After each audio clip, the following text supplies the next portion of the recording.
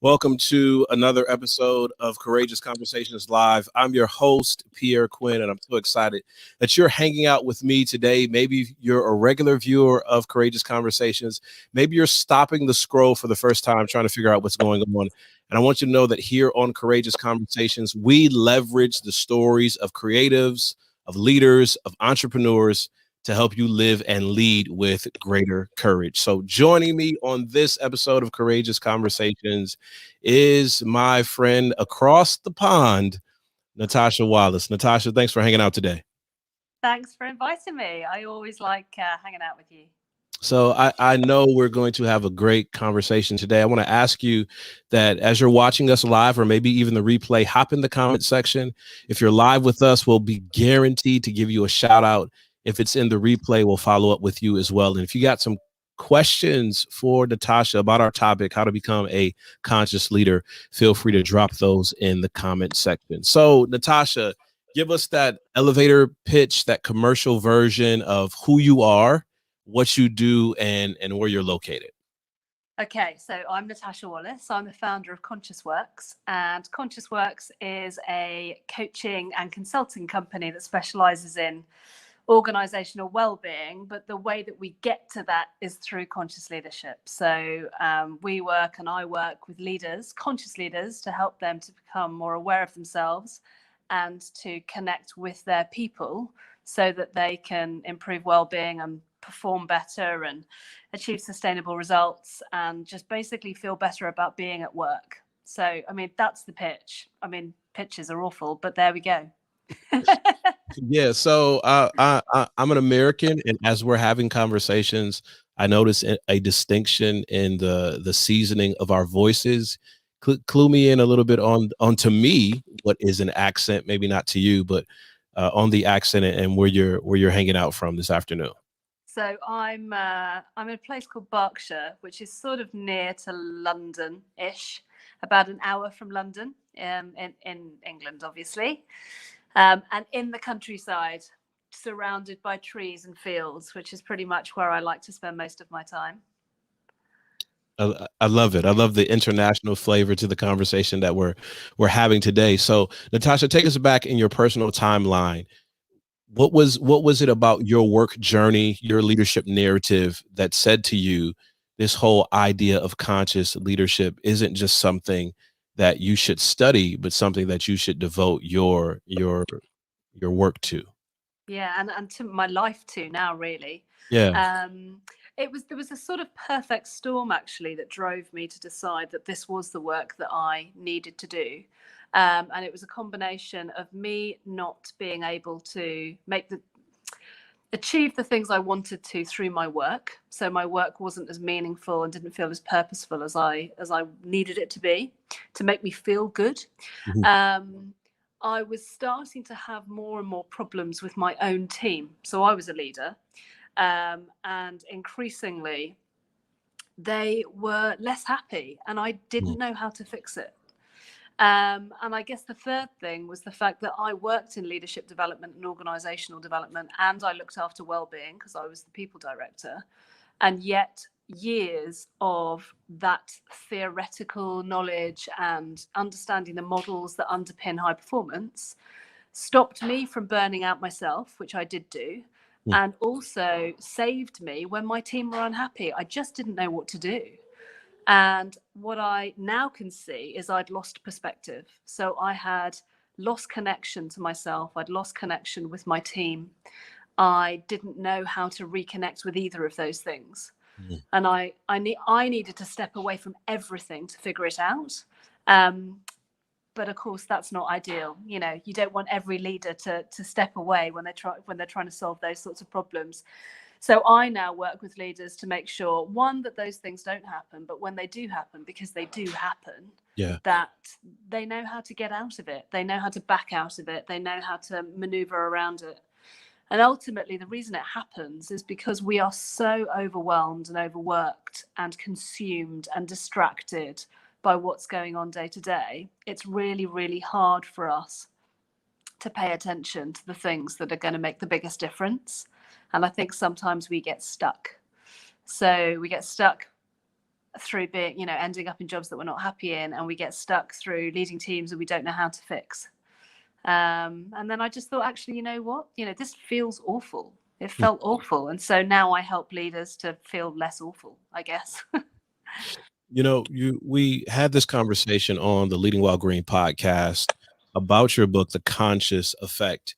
And the world was a little different then, when we had that conversation. So I'm wrestling with a little bit, and I know you are in the clients that you serve, of wrestling with, I'm burnt out and overwhelmed, and I don't know what to do, combined with, I don't know what to do with my team, combined with recognition of international threats of socioeconomic, socio-political, health challenges that are all kind of funneling in at the same time.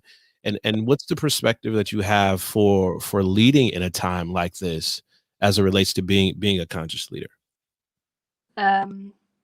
Amazing question. I think one of the very, very important things to be able to do is to be able to step back. We stay in the thick of it, we stay on the hamster wheel going round and round and round. I mean, I was awful for working ridiculously long hours, thinking that was the way out of the problem. Of course, it wasn't the way out of the problem. The way out of the problem was stopping to try and figure out what was going on and really listening. And listening in two ways: listening to myself, to really understand how I felt and where I was at and what I needed, and asking myself some different questions. But also listening to my team, really listening to them, to understand what they needed, which really means, and I mean, I say this to leaders, and I see this in leaders all the time, the deep connection that you have, the personal relationships that you have with your team members are ultimately going to be what help you to drive performance. Hands off, closed door, stay away from approaches to leadership don't work. You have to be in there with them. You have to be understanding what's going on for them. You have to listen to them. But also, you really do need to allow them to come up with some of the answers. And I think that as a leader, often you take all of that burden. You will never be able to fix it all on your own. You simply won't. And there's so much untapped potential in our teams that we're unaware of. And by asking the right questions, by having the right day-to-day conversations, and by being present in your teams, I think you can really catalyze not just performance, but well-being. Ultimately, everything I do is now about well-being. Mm-hmm. But I worry that organizations are plowing huge amounts of money into sticking plaster activities like mental health workshops and resilience workshops and mental health apps. And I'm not saying those things are bad. They're not. They're part of a bigger fix. But actually, the systemic problems that lead to people feeling unwell at work, either mentally or physically. And actually, we need to get into that. We need to help leaders to really see who they are and how they are to fix these issues at a systemic level. In every country, across every border, it's the same. This is about human connection and relationships. Natasha, how do we reconcile some of the mismanaged expectations? Because when we look at the education system, and you have to give me some purview of how it is in the UK, but much of the American education system is built on individualism.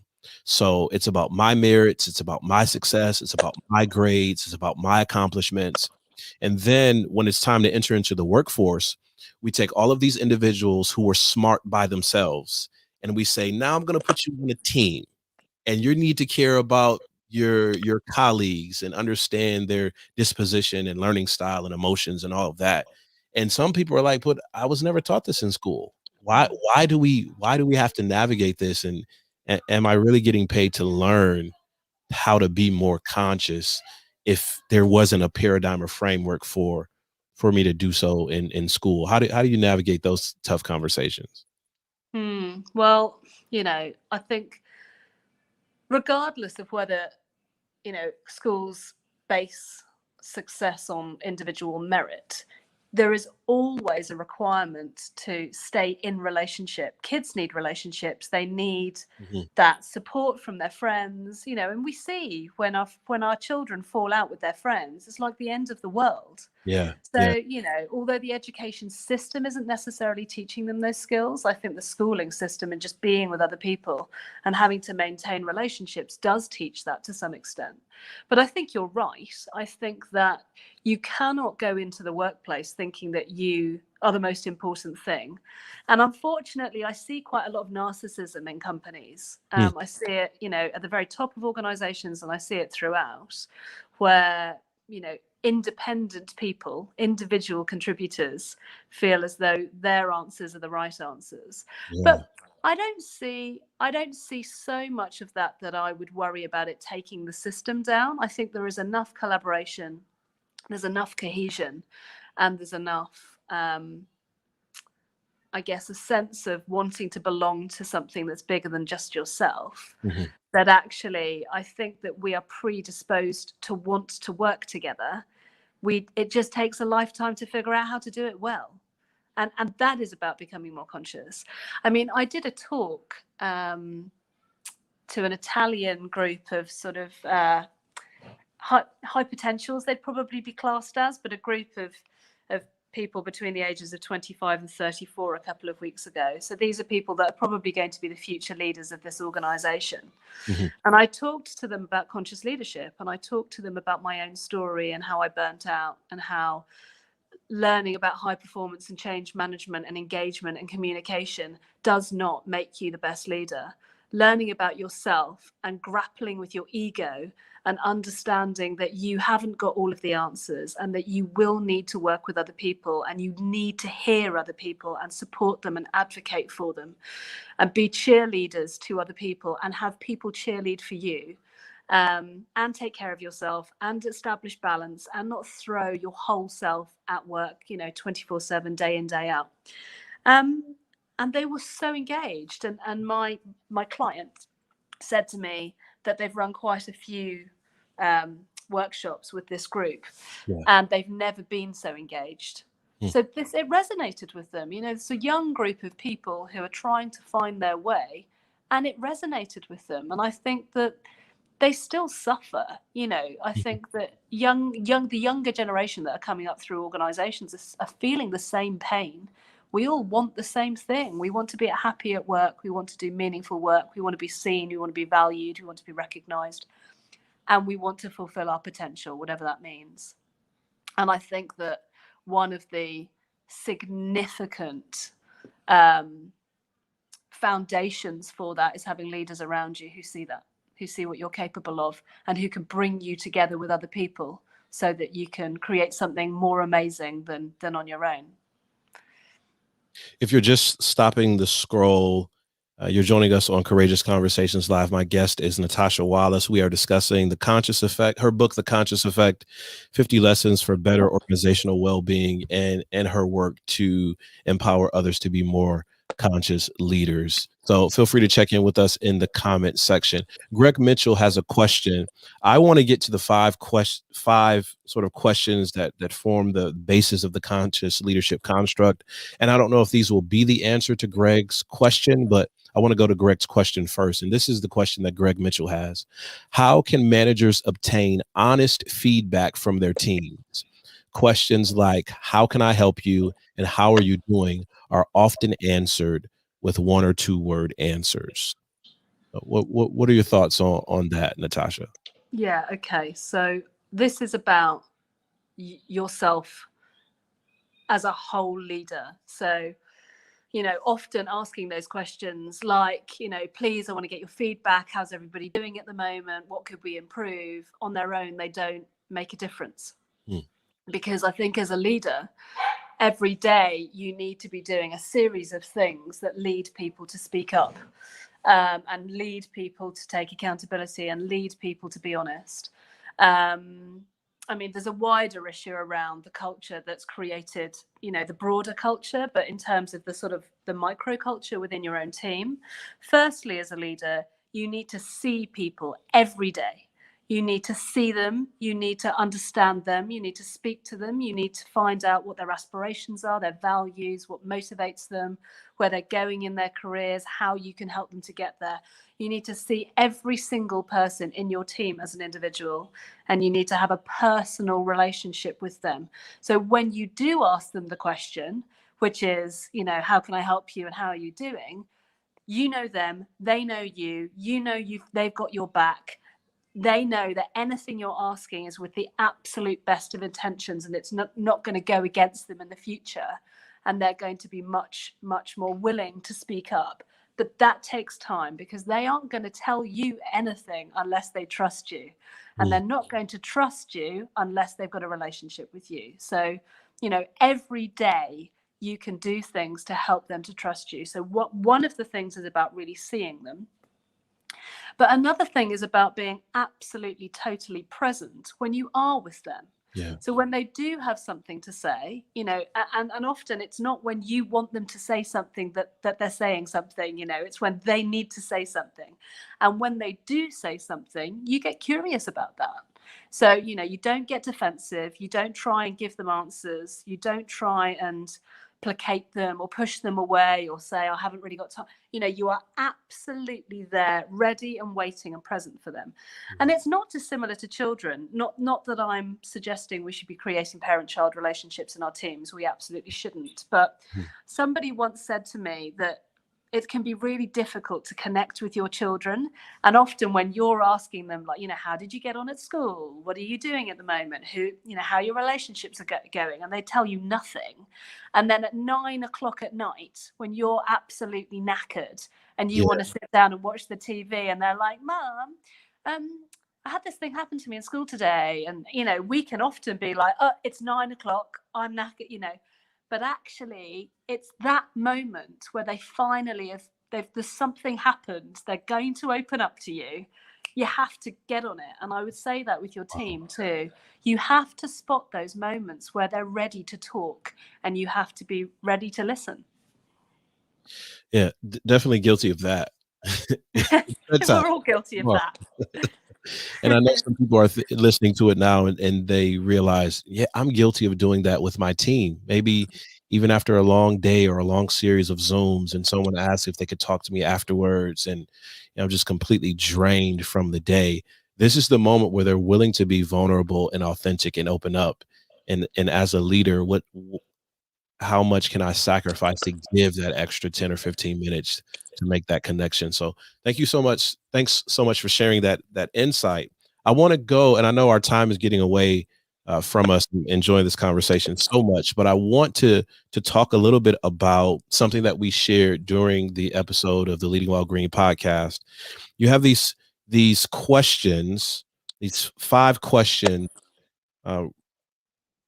that make up the conscious leadership framework. So if it's okay, can I ask you the questions, and then you kind of just give me a framework of how we should address and apply the questions? You're the first person to ever ask me the questions. So yeah, go. Ask the questions. All right. So this question of being purposeful, and the question connected to it is, why am I doing this? Mm-hmm. Why is that such an important questions for leaders who are looking to be more conscious to ask? I think it's a really limiting belief if any leader thinks that the reason that people come to work is just to earn money. So that's the starting position. So the presupposition, I guess, is that people come to work for more than money. Secondly, if you see that your team aren't engaged, or they aren't going the extra mile, or they don't seem excited or enthused or motivated, I would be asking the question of them, is their work meaningful? Does it matter to them? Does it excite them? Does it give them the opportunity to do the things that they enjoy? Because actually, we put an awful lot of effort into work. Whatever hours you work, but say, on average, we're working 8 hours a day. That's a lot of our life. So Mm. why would we do that if the work that we're doing doesn't matter? Why would we bother? It doesn't make any sense. And actually, why would we put extra effort in and, become emotionally connected to what we're trying to do, which is what we need to be to sort of be energized and to go the extra mile? Why would we do that if it didn't matter? So I think it's so important that leaders create environments where people can sort of hang their hat on some sort of purpose, some sort of higher purpose, some sort of reason that we're doing things. Mm-hmm. But at a local level, in terms of the work I do every day, it has to matter. It has to make a difference. And it's a difficult part of a leadership role, I think, to help provide very, very clear direction to people around the work that is going to matter the most. But it's so necessary and it's so essential. But as part of that, leaders should understand what the strengths of their team are, the work that gets them excited, because when people have the opportunity to do more of that sort of work, they Mm-hmm. love work more. And when you love work, you do better work. So why would you not try and capitalize on that? There's another question, and we mentioned it before. When this question comes from a disconnected, disinterested leader, it doesn't have much power, and it's very difficult to leverage and use it to enhance your team. But when it comes from a leader that is connected and intentional and empowering and supportive to their team, it can be a very, very powerful question. And the question is, how can I help you? How can I help you? Why is that such an important question for conscious leadership?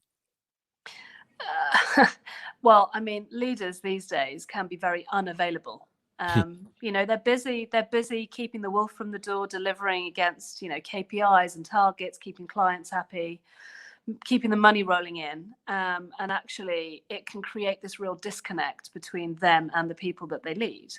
But also, I mean, increasingly, we've got so much work on that actually being there with our people can be quite difficult to do. And now we're in this virtual world, so that makes it even harder.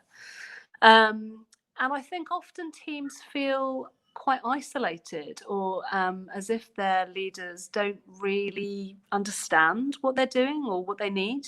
And also, it's the job of leaders to remove the blockers to enable people to do the best job. They should be enabling. I mean, that's your job as a leader, is to enable the people around you. That, if you don't focus on anything else, that's absolutely what you should be doing. Regardless of your functional deliverables, you should be enabling people.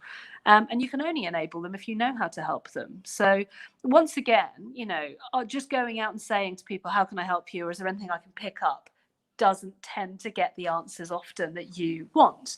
But when people really are in the thick of things, or when they are facing challenges, or where there's relationship difficulties, leaders should be saying, right, what is it I can do to help you with this specific situation that you're facing right here and right now? And then they get into it. I think that you've got to be very specific in your questions and in how you help people. These broad brush, how are you doing? Is everything okay? Is there anything I can do? I just don't think that they will get the results that a lot of leaders will want, really. The third question has to do with resilience, and it's almost like a buzzword in a lot of the circles and conversations that are taking place now about leadership. But the question is related to resilience. What mindset do I need? What mindset do I need? Why is that an often overlooked question, or even avoided question, when it comes to leadership? Well, I mean, it's really interesting. There's a new piece of research that's just come out. I think it's a meta-analysis of many, many studies into mindset and the impact that it has on our well-being and performance.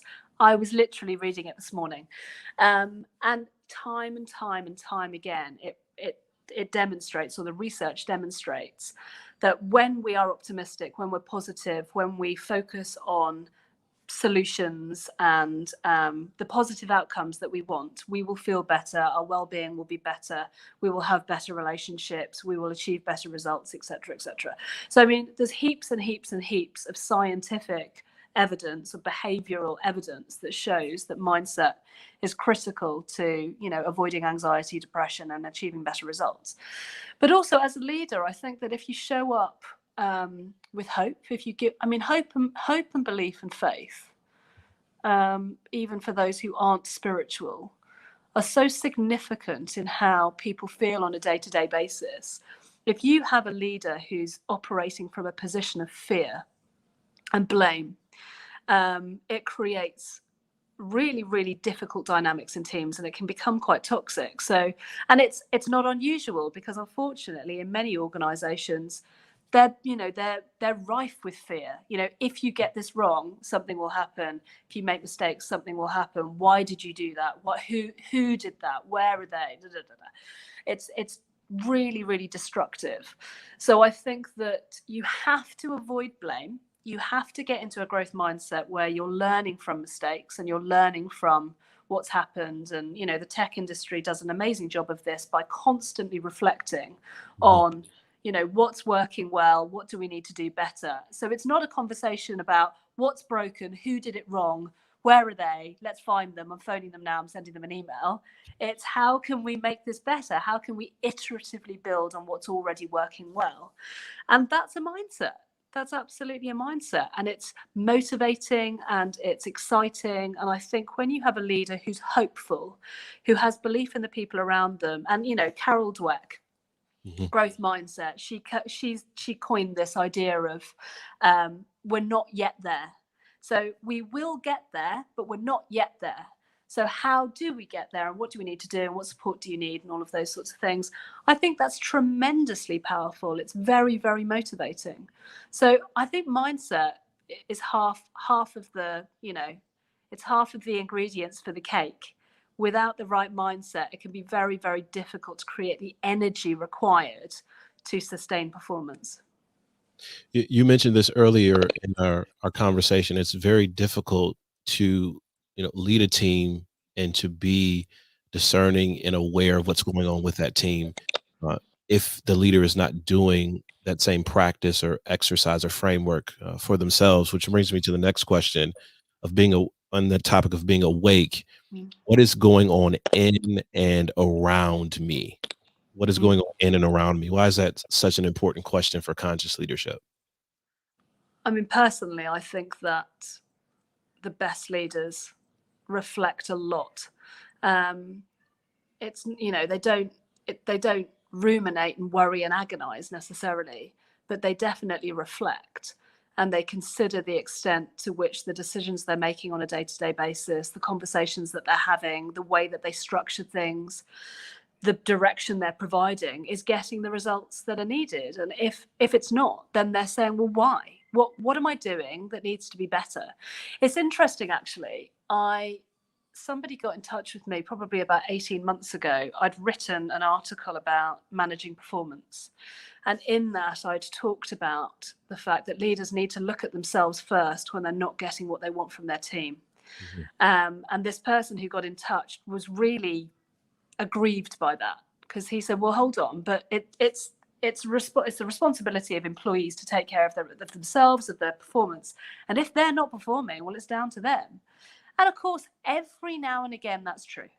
Every now and again, somebody's not conscientious enough, they're not hardworking enough, whatever. They've got personal problems that are distracting them. But on the whole, people are limited by the environment that they're working in. And part of that is about what the leader's doing.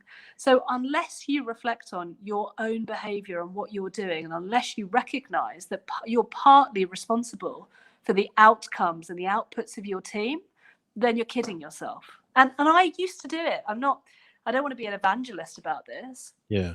I often, when I give this advice, am talking to my old self, saying, like, if you had seen this, if you got this, you would have been a better leader. And I think that unless people recognize that leadership requires you to focus a lot of your energy on personal growth and development, and in taking a leadership role, you have a responsibility to your team and a duty of care to constantly develop yourself, well, you shouldn't be in a leadership job. Quite frankly, I just don't think you should be, because you will be limited and you will be limiting your team. Which leads perfectly into the last question in this conscious leadership framework. And I'm reading from page 30 of the Conscious Effect. So if you're trying to figure out where's Pierre getting these questions from, They're coming straight from Natasha's book, The Conscious Effect: 50 Lessons for Better Organizational Leadership. So shameless plug for you to get the book. Here's the last one. Growing. What else can I learn? What else can I learn? Why is that such? I mean, you segued into it perfectly, but reiterate for us why that's such an important question for conscious leader. Well, I would say, and I was reflecting on this week, that one of the most rewarding parts of my job is being able to work with people and really see what they're capable of. And honestly, even the best leaders and the most experienced people have limitations in terms of what they believe about themselves. We are capable of so much as people. And I held myself back for a lot of my life because I didn't think I was intelligent. I didn't think I was good enough. I didn't think I mattered enough. And it really, really stopped me from making the progress that I have made since realizing that that's not true. And this isn't about ego. This is about liberating yourself. And I think that unless you recognize that there is so much that you can learn and there is so much that you are capable of, and there's so much of a difference that you can make in the world, you are really, really holding yourself back. And I think one question that everybody should ask themselves, and it's a hard question, is what is the most important thing in my life? What is the thing that drives you? What is the thing that is threaded through every decision you make every day?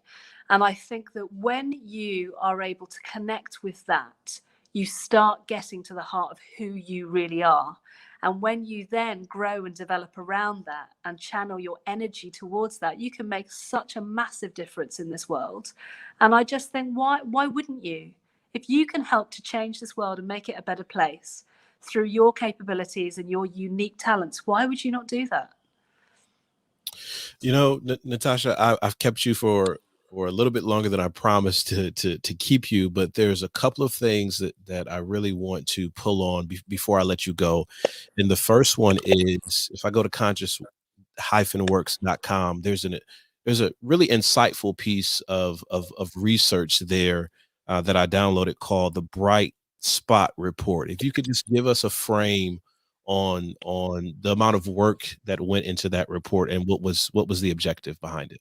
Okay, so yeah, we worked on that all of last year.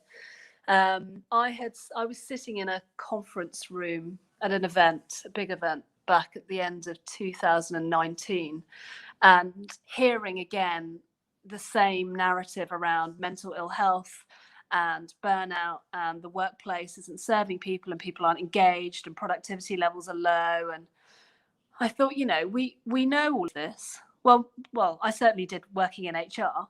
I knew that was a problem, and it's obviously becoming an increasing problem. And now we've had a pandemic to deal with, and so now it's an even bigger problem.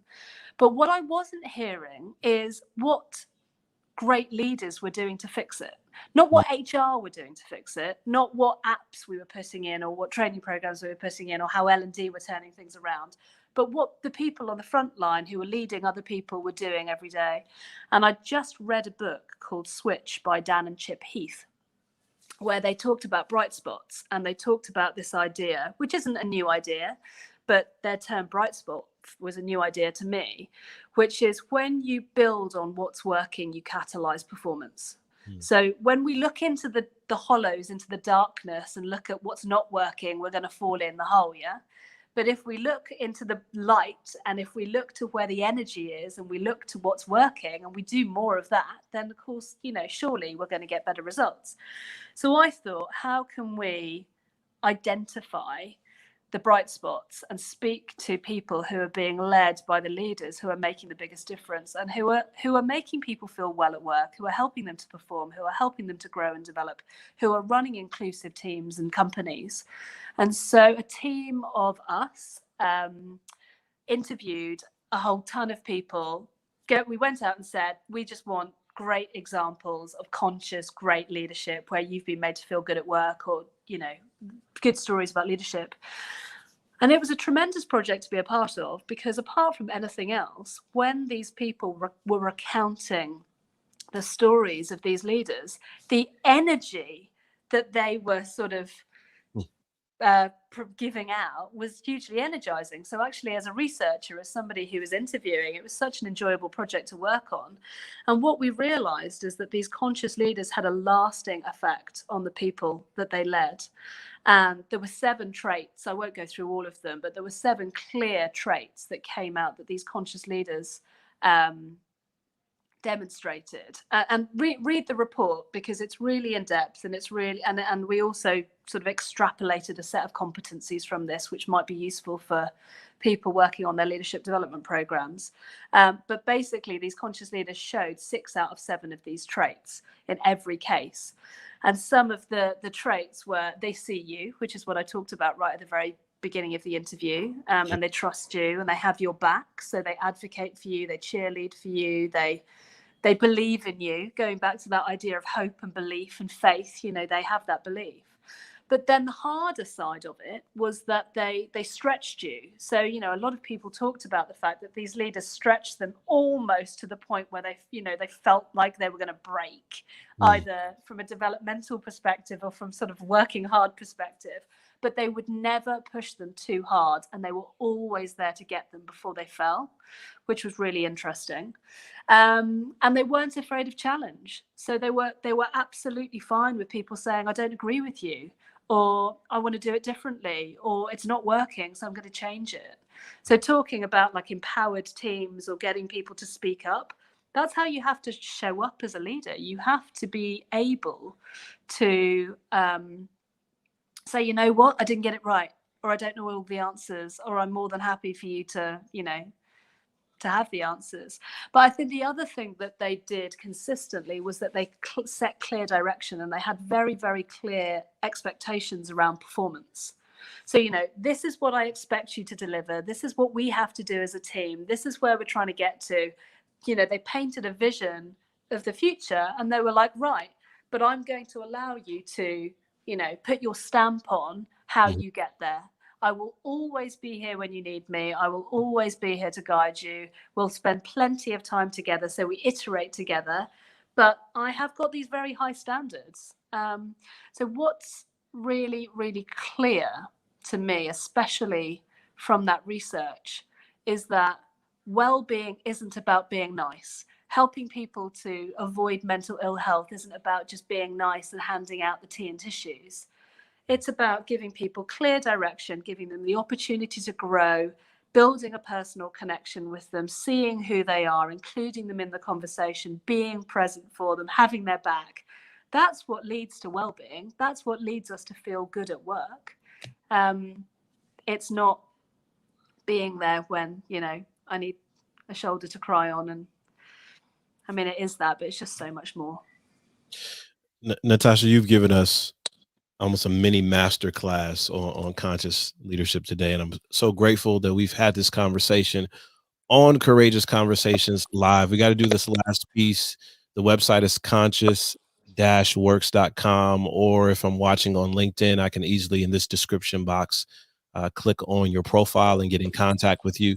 Who are you looking for to make that step, to go on the website or to get in touch with you to see opportunities to partner and work together? Who are you specifically looking to connect with? Leaders who want to make a bigger difference, leaders who are purposeful, who want to create better environments for their teams, who want to just be better leaders. So I think, anybody who wants to work as a leadership team to become more conscious, or who wants to create a more conscious culture. And I do lots of work with scaling companies, especially in tech, because there's a sort of energy and excitement, and also there's a newness to it. They want to get it right. They want to get it right from the start. But I also work with larger organizations who realize that there's an opportunity to do things differently, and they want to have a different type of conversation. As a consequence, I've created a couple of diagnostics which seem to be making a real difference with teams. So a conscious leader diagnostic that I use with leadership teams, and a conscious culture diagnostic that we use to basically see how conscious the culture is, and then we can help you then to raise consciousness. But yeah, conscious leaders, people who want to really get it right, who want to be better, who want to develop themselves, those are the sorts of people who will get this, and who we don't need to sell it to because it just feels right. Or leaders who are really, really struggling at the moment and who need some help to just figure some stuff out, you know?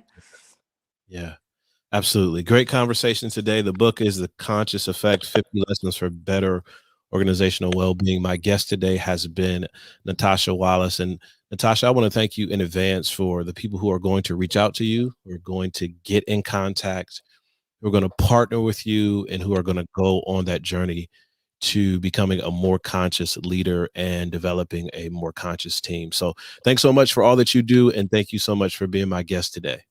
It's a pleasure. Always lovely to see you. Thank you. We'll talk soon, okay? Take care.